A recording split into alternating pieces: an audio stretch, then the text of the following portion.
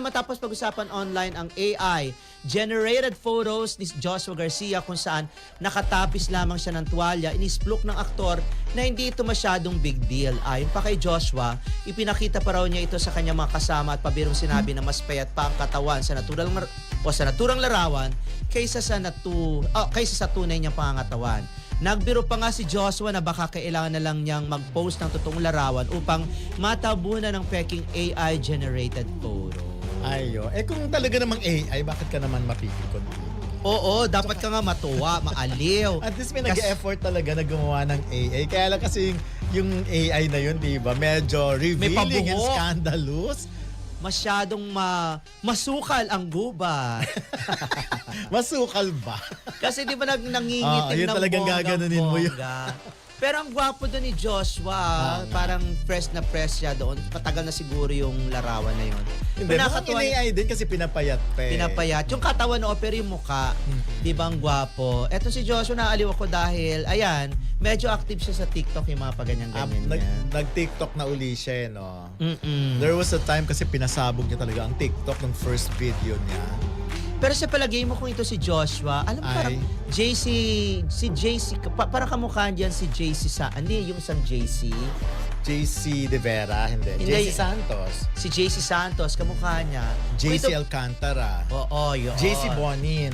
Hindi, malayo na. Kung ito kaya ay magpa-trim ng ilong, ano kay tsura niya? Bakit may problema ba siya sa ilong? Yung dito lang. Sa bagay gwapo ba? niya eh. Wala naman. Kaya lang, naisip ko lang, ano kaya kung magpagawa ng ilong tong si Joshua, palitin lang yung dito. Siguro mas gwapo siya, no? So, hindi ka pala masyadong napaperfectan sa face niya. Ayaw nagugustuhan yung face niya kasi feeling mo may problema sa ilong. Hindi naman. Kasi parang nakikita ko kay Josh, parang may iga gwapo pa ito eh. Do, saktong-sakto na to sa akin. Parang naalala ko yung mata niya doon sa tatay ni Francis M. Si Pancho Magalona yung mata. Ganyan-ganyan eh. Napapansin ko, alam mo may mga artista tayo na kapag katingnan mo, nahahawig sila dun sa mga dating mga artista. Yun ang ano mo. Kasi parang feeling ko, grabe, inisip ko tuloy kung anong itsura ni Pancho Magalona. Hindi mo na Bigla lang kasi hindi ko na-imagine na masasabi mo siya ngayon. Kasi tinitinan ko kasi, sabi ko, kasi lumalabas kasi sa Facebook yung mga dating pelikula, mga dating pelikula ng mga artista noon. Maraming netizens ang natuwa at naaliw ng may ugnay si Joshua Garcia sa isang AI-generated photo. Sa panahon ngayon, mabilis talagang kumalat ang mga edited at AI-created images, lalo na kapag sikat na artistang involved. Kaya normal lang na maging usap-usapan ito online. Kung tutuusin, magandang tingnan na good vibes lang ang naging reaksyon ni Joshua. Ipinapakita nito na marunong siyang makisabay sa trends at hindi agad napikon sa mga ganitong content. Marami ring fans ang mas lalong napapalapit sa kanya dahil sa pagiging chill at game niya sa mga viral moments. Sa entertainment industry kasi, malaking bagay ang marunong makisama sa humor ng publiko habang pinapanatili pa rin ang magandang image. Nakakatuwa rin isipin na ang AI technology ay nagiging bahagi na ng fandom culture. Dati simpleng edited photos lang, pero ngayon halos realistic na ang mga AI-generated images. Dahil dito, mas nagiging creative ang fans sa paggawa ng content para sa kanilang idols. Pero syempre, mahalaga pa rin na gamitin ito ng responsibly at hindi para sa fake news o paninira. Sa kaso ni Joshua, mukhang harmless at pang good vibes lang ang nangyari, kaya marami ang natuwa. Dagdag exposure rin ito sa kanya dahil mas lalong napag-uusapan ang kanyang pangalan online. Kapag ganitong positive ang engagement ng fans at artista, mas nagiging healthy ang samahan ng celebrity at supporters. Isa rin itong patunay na si Joshua ay marunong tumanggap ng modern trends at marunong makisaya sa kanyang fans. Sa totoo lang, malaking factor ang personality ng isang artista para manatili siyang relevant at minamahal ng publiko. At sa mga ganitong simpleng pangyayari, makikita kung bakit marami pa ring sumusuporta sa kanya hanggang ngayon. Sa tingin ko, light at positibong balita lang ito tungkol kay Joshua Garcia. Nakakatuwang makita na imbes na ma-offend o mairita sa AI-generated photo, naging good sport pa siya rito. Ipinapakita lang nito na marunong siyang makisabay sa modern trends at naintindihan niya kung paano mag-enjoy ang fans sa social media ngayon. Sa panahon kasi ng AI at digital editing, normal na talagang gumagawa ang netizens ng creative content tungkol sa mga celebrities. Kapag maganda at harmless ang intention, nagiging paraan ito para mas maging connected ang fans sa kanilang iniidolo. Kaya malaking bagay rin na positibo ang naging dating ni Joshua dahil nakadagdag ito sa kanyang charming at approachable image. Isa pa, magandang halimbawa ito kung paano dapat hinaharap ng mga public figures ang viral content. Hindi lahat ng trending online ay kailangang seryosohin agad. Minsan, kapag marunong makisakay sa good vibes ang isang artista, mas lalo siyang nagiging relatable sa publiko. At iyon ang isa sa mga dahilan kung bakit nananatiling malakas ang suporta kay Joshua. Pero kasabay nito, paalala rin ito na dapat responsibly pa rin ang paggamit ng AI-generated content. Kahit nakakatuwa minsan, dapat iwasan ang paggawa ng images na pwedeng makapanira o makapagbigay ng maling impormasyon. Mabuti na lang at sa sitwasyong ito ay mukhang wholesome at pang good vibes lang ang naging usapan. Sa kabuuan, simpleng balita man ito, ipinakita naman nito ang pagiging chill, professional at game ni Joshua sa mga modern online trends. Isang ugaling mas lalong ikinatutuwa ng kanyang mga fans. Ang balitang ito tungkol kay Joshua Garcia ay maaring simple lang sa unang tingin. Pero kapag pinag-usapan ng mas malalim, makikita kung bakit marami ang natuwa at naging interesado rito. Sa panahon ngayon na halos lahat ay nasa social media at mabilis mag-viral ang kahit anong content, malaking bagay kung paano haharapin ng isang celebrity ang mga ganitong klaseng usapin. At sa kaso ni Joshua, masasabi talagang naging magaan, mature at positibo ang kanyang dating. Una sa lahat, nakakatuwang makita na marunong siyang makisabay sa modern trends, lalo na pagdating sa AI-generated content. Hindi maikakaila na ang artificial intelligence ay isa na ngayon sa pinakausong bahagi ng internet culture. Maraming fans ang gumagawa ng AI photos para sa katuwaan, fan edits, o simpleng pagpapakita ng creativity nila. Kapag ang isang artista ay marunong maki-enjoy at hindi agad nagagalit, mas lalo siyang nagiging relatable at lovable sa paningin ng publiko. Sa totoo lang, hindi lahat ng celebrities ay kayang i-handle ng maayos ang ganitong klaseng viral content. May ilan na agad nagiging defensive o uncomfortable, lalo na kung hindi nila kontrolado ang lumalabas online. Kaya magandang tingnan na si Joshua ay parang naging game lang at natuwa pa rito. Ipinapakita nito na confident siya sa sarili niya at marunong siyang tumingin sa mas magaan na side ng social media culture.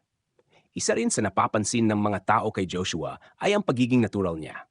Hindi pilit ang reactions niya at madalas genuine ang dating niya sa interviews o online interactions. Kaya kapag may ganitong issue o viral moment, mas madaling paniwalaan ng fans na sincere talaga ang pagiging good vibes niya. Ito rin marahil ang dahilan kung bakit marami pa rin ang humahanga at sumusuporta sa kanya hanggang ngayon. Bukod pa rito, magandang halimbawa rin ito kung paano nagbabago ang entertainment industry dahil sa technology. Noon, fan edits at Photoshop lang ang uso, pero ngayon AI-generated images na ang pinagkakaabalahan ng netizens.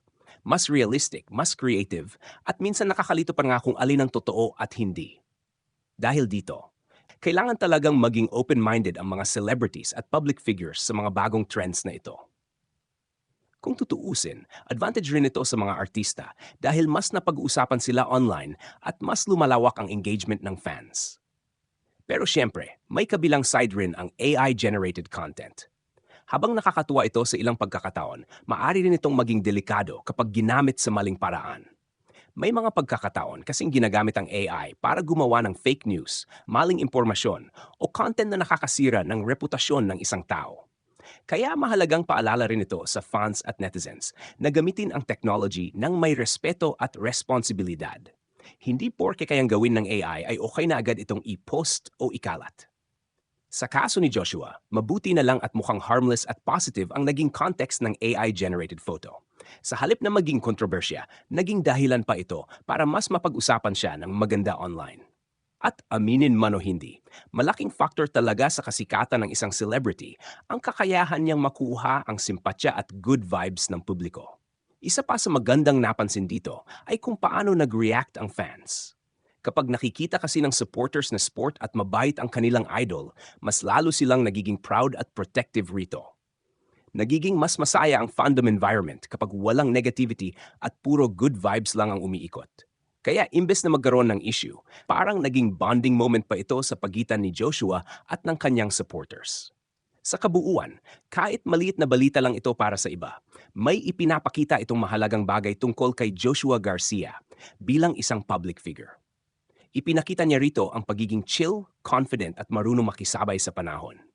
Sa entertainment industry ngayon na napakabilis magbago ng trends at usapan, malaking advantage ang pagiging adaptable at marunong makisama sa audience. At based sa naging reaksyon ng mga tao, mukhang mas lalo pang nagustuhan ng publiko si Joshua dahil sa pagiging good sport niya sa AI-generated photo na ito. May ilan pang interesting na bagay na pwedeng maidagdag tungkol sa balitang ito kay Joshua Garcia. Isa na rito ang epekto ng AI at viral culture sa image ng mga celebrities ngayon. Dati kasi, ang kasikatan ng isang artista ay nakadepende lang sa teleserye, pelikula o TV appearances. Pero ngayon, malaking bahagi na rin ng pagiging relevant ang presence nila sa social media at kung paano sila napag-uusapan online. Sa ganitong sitwasyon, malaking advantage para kay Joshua ang pagiging open niya sa mga trending content. Kapag kasi ang artista ay marunong makisabay sa humor at creativity ng netizens, mas tumatagal ang connection niya sa younger audience. Nakikita ng mga tao na hindi siya masyadong seryoso at kaya niyang maki-enjoy sa simpleng bagay. Ang ganitong personality ay madalas nagiging dahilan kung bakit mas tumitibay ang fandom ng isang celebrity.